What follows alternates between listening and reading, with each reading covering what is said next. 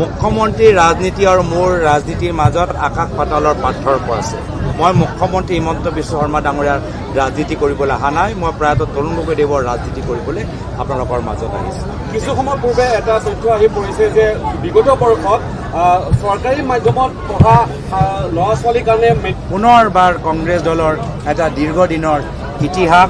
এই দলৰ নেতৃত্ব এটা সময়ত প্ৰয়াত তৰুণ গগৈদেৱে দিছিল, প্ৰয়াত হিতেশ্বৰ শইকীয়া দেৱে দিছিল।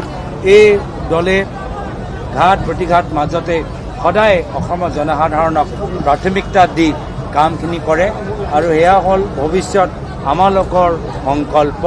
নিজৰ ব্যক্তিগত স্বাৰ্থৰ বাবে নহয়, অসমৰ জনসাধাৰণৰ স্বাৰ্থত, যুৱকসকলৰ স্বাৰ্থত, খেতিয়কসকলৰ স্বাৰ্থত, চিকিৎসকসকলৰ স্বাৰ্থত, চৰকাৰী চাকৰিয়ালৰ স্বাৰ্থত, আমাৰ সৰু আৰু মধ্যম বৰ্গৰ উদ্যোগপতিৰ স্বাৰ্থত কংগ্ৰেছ দল সকলৰ সহায় বিচাৰিব, সকলক সুপৰামৰ্শ বিচাৰিব আৰু সকলৰ লগত থিয় দি কংগ্ৰেছ দল অসমৰ ভিতৰত এটা সবল স্থিতি গঢ়ি তুলিব। যি স্থিতি আমাৰ গুৰুজন মহাপুৰুষ শ্ৰীমন্ত শংকৰদেৱৰ আদৰ্শপথ নিৰ্ধাৰিত, আজান পীৰৰ আদৰ্শপথ নিৰ্ধাৰিত আৰু সেইকাৰণে অসমৰ ৰাইজ যথেষ্ট উৎসাহিত। অসমৰ ৰাইজৰ এই উৎসাহৰ বাবে আমি সকলোৱে ধন্যবাদ জ্ঞাপন কৰিছোঁ আৰু সকলোৱে আগন্তুক 10 মাহৰ সময়ত নিজৰ নিজৰ দায়িত্ব পালন কৰিবলৈ প্ৰস্তুত। আমাৰ বাৰ্তাটো সেইটোৱে যে আমি অসমৰ জনসাধাৰণৰ বাক স্বাধীনতাৰ বাবে, অসমৰ খেতিয়কসকল আৰু আমাৰ দুখীয়া পৰিয়ালৰ বাবে, তেওঁলোকৰ অৰ্থনৈতিক উন্নতি হোৱাৰ বাবে, ছাত্ৰ সমাজ, কৃষি সমাজ, উদ্যোগৰ আমাৰ উদ্যোগপতিসকল, সৰু ঠিকাদাৰসকল, আশা কৰ্মী, আংগনবাড়ী কৰ্মী, বিভিন্ন কাৰ্বি আংলং BTAD অঞ্চল, আমাৰ বাৰাক ভেলী, উত্তৰ অসম, বহুতখিনি অঞ্চলত আমাৰ ৰাইজৰ ওচৰত যাবলগীয়া আছে। দলৰ স্থিতি আগতকৈ আৰু ভাল কৰিবলগীয়া আছে। আমি বৰ্তমানত অহা 3 মাহত আমাৰ কি কাৰ্যসূচী হোৱা উচিত, আমি সেয়া সম্পৰ্কত আমি গুৰুত্ব দিম। ৰাইজে আমাৰ কাম চাই আছে।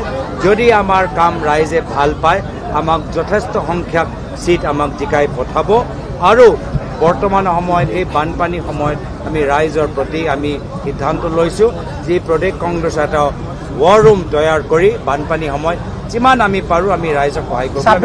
চাওক, এইখিনি দলীয় কথা দলীয় মঞ্চত নিৰ্ধাৰিত হ'ব। আমাৰ 2 দিনৰ পিছত 6 তাৰিখে PAC কমিটি মিটিং আমি মাতিছোঁ। তাত বিভিন্ন আমি দলীয় কথাবোৰ তাতে আমি উল্লেখিত কৰিম। এইবাৰ ভোটৰ বিপৰীত আমি যাম। এইবাৰ কংগ্ৰেছৰ বন্ধু হ'ব। আপোনালোকে দেখা পাব যে এইবাৰ কংগ্ৰেছ দলৰ বৃহত্তৰ স্বাৰ্থত, অসমৰ জনসাধাৰণৰ বৃহত্তৰ স্বাৰ্থত প্ৰত্যেক কংগ্ৰেছৰ নেতৃবৃন্দসকল নিজৰ ব্যক্তিগত স্বাৰ্থ পাহৰি, নিজৰ ব্যক্তিগত আশা আকাংক্ষা আঁতৰত ৰাখি জনসাধাৰণৰ বৃহত্তৰ স্বাৰ্থত এইবাৰ কংগ্ৰেছৰ বন্ধু হ'ব। আপোনাৰ ইনভেষ্ট থাকিব নেকি বিজেপিত? যেনেকৈ মুখ্যমন্ত্ৰীয়ে ইনভেষ্ট কৰা বুলি কয় বিভিন্ন সময়ত, আপোনাৰ ইনভেষ্ট থাকিব নেকি? মুখ্যমন্ত্ৰীৰ ৰাজনীতি আৰু মোৰ ৰাজনীতিৰ মাজত আকাশ পাতালৰ পাৰ্থক্য আছে। মই মুখ্যমন্ত্ৰী হিমন্ত বিশ্ব শৰ্মা ডাঙৰীয়াৰ ৰাজনীতি কৰিবলৈ অহা নাই। মই প্ৰয়াত তৰুণ গগৈদেৱৰ ৰাজনীতি কৰিবলৈ আপোনালোকৰ মাজত আহিছোঁ। কিছু সময় পূৰ্বে এটা তথ্য আহি পৰিছে যে বিগত বৰ্ষত চৰকাৰী মাধ্যমত পঢ়া ল'ৰা ছোৱালীৰ